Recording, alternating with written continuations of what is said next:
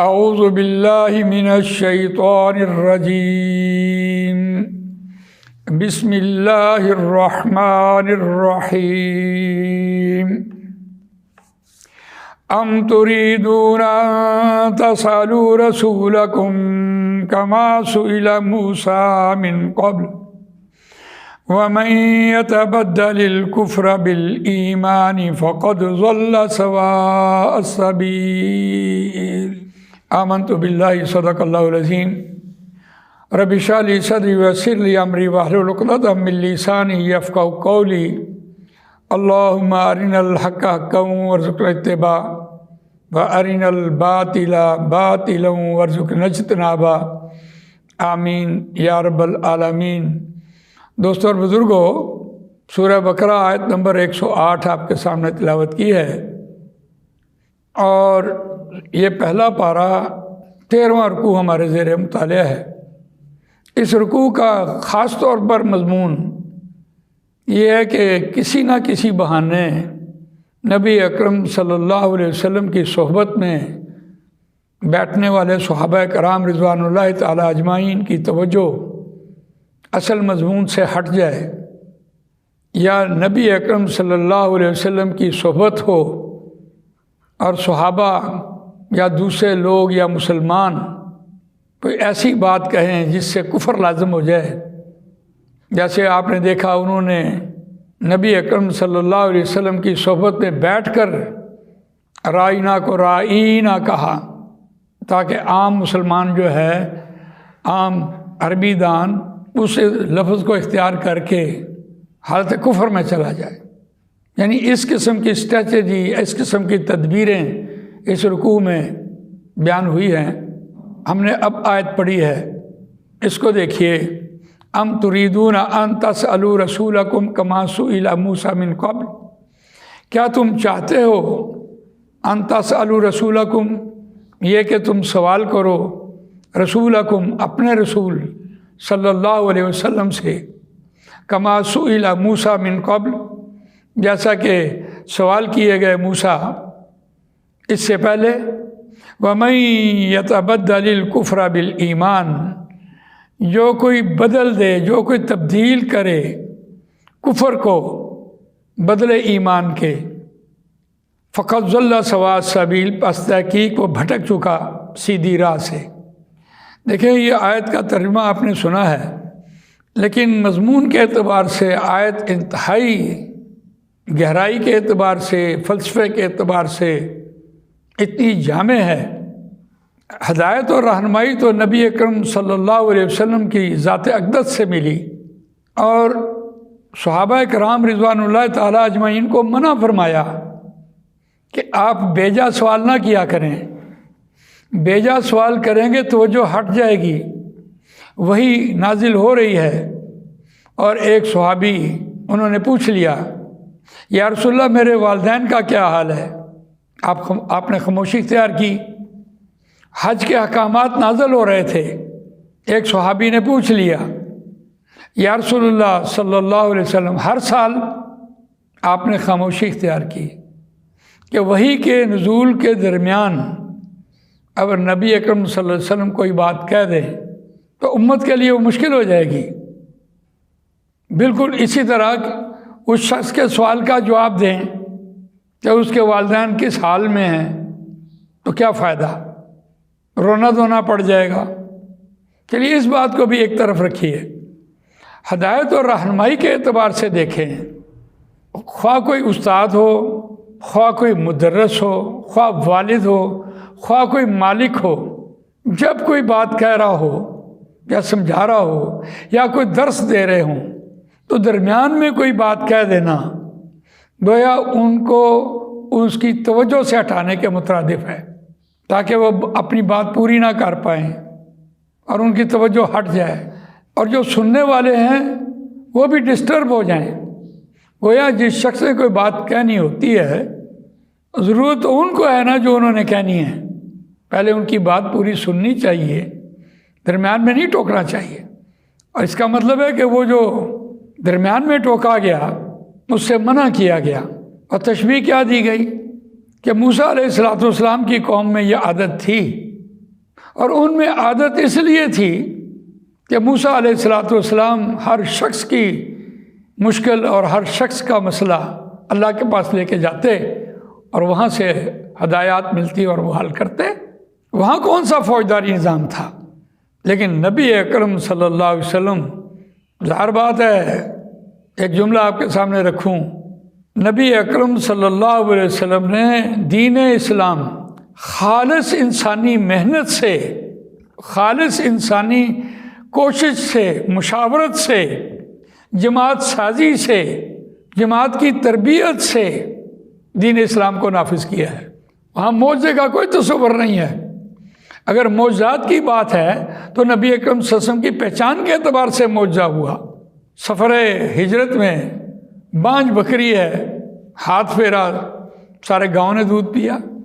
غزوہ خندق میں تھوڑا سا کھانا آیا، 3000 آدمیوں نے اس کو کھایا، سیر ہو کے کھایا، پتھروں نے کلمہ پڑھ لیا۔ یہ نبی اکرم صلی اللہ علیہ وسلم کی پہچان ہے، یہ جو معجزہ ہے۔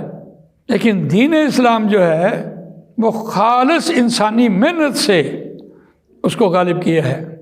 اطاعت اس درجے کی ہو کہ جو امیر کہہ رہا ہے اس کی بات کو اچھی طرح سنا جائے اور اس پر عمل کیا جائے، اور ایسے الٹے سیدھے سوالوں کی کوئی گنجائش نہیں ہے کہ وہ اپنا بات کرتے بھی بھول جائیں، اور اگر کوئی درمیان میں سوال کا جواب دیتے تو پورا نظام بگڑ جاتا۔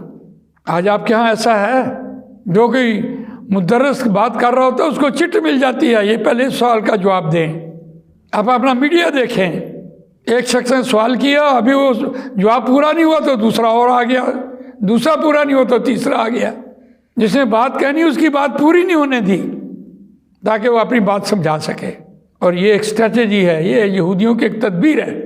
آپ کا بھی یہ واسطہ پڑا ہوگا، آپ کسی کو کوئی بات کہنے لگے، آپ کی بات کاٹ کے بات کو دوسری طرف لے جائے گا۔ آپ دین کی بات کریں اور خاص طور پر کچھ ایسی تربیت کی جاتی ہے کہ دوسرے کو بات کرنے نہ دی جائے۔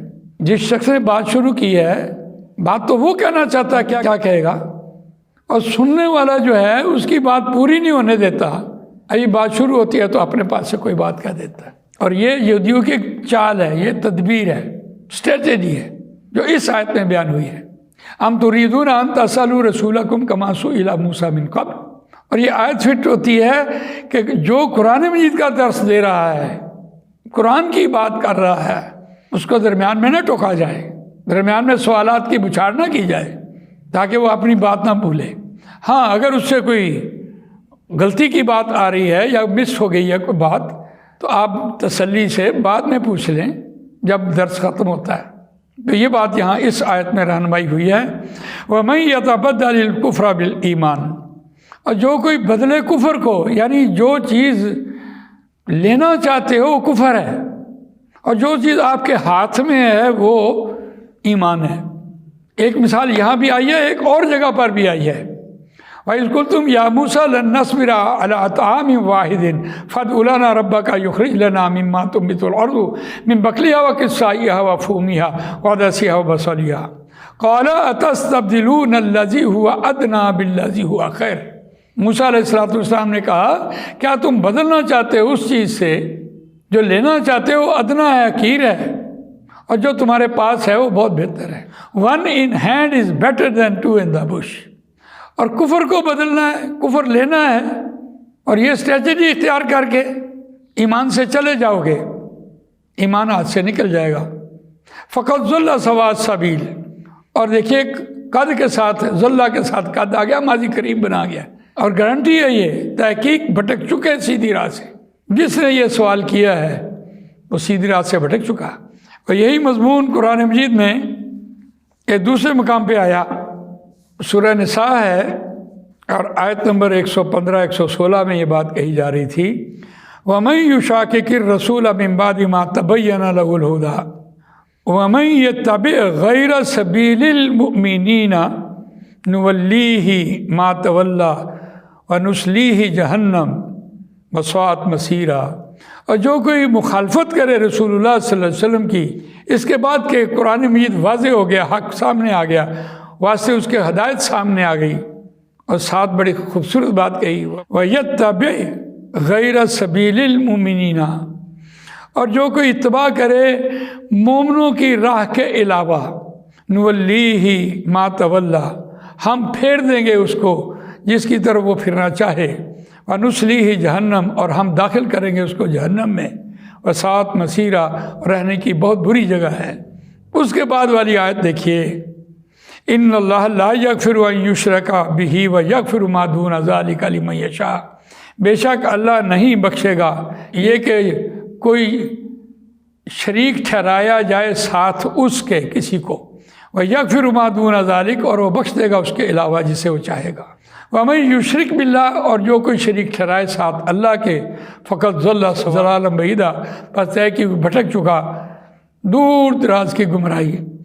اب یہاں ایک طرف غیر سبیل المؤمنین کی بات ہو رہی ہے، یعنی مومنوں کے راستے کے علاوہ کسی اور راستے کو اختیار کرنا، اور نبی اکرم صلی اللہ علیہ وسلم کے ساتھ مخالفت رکھنا، اور ساتھ دوسری طرف کہا کہ اللہ تعالیٰ شرک معاف نہیں کرے گا۔ تو یہاں شرک سے مراد ہے میری مرضی۔ نبی اکرم صلی اللہ علیہ وسلم اس آیت کو بھی دیکھیے، وَمَن يُطِعِ الرَّسُولَ فَقَدْ أَطَاعَ اللَّهَ، جس نے رسول کی اطاعت کی پس تحقیق وہ اللہ کی اطاعت کر چکا۔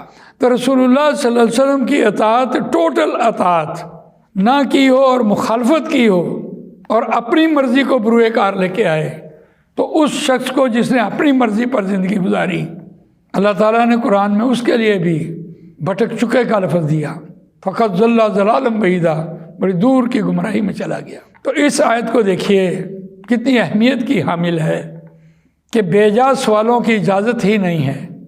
گویا اللہ تعالیٰ مجھے آپ کو قرآن مجید پڑھنے، سمجھنے، اس پر عمل کرنے، اس کو دوسروں تک پہنچانے کی توفیق عطا فرمائے۔ سبحانک اللہم و بحمدک، نشہد ان لا الہ الا انت، نستغفرک و نتوب الیک۔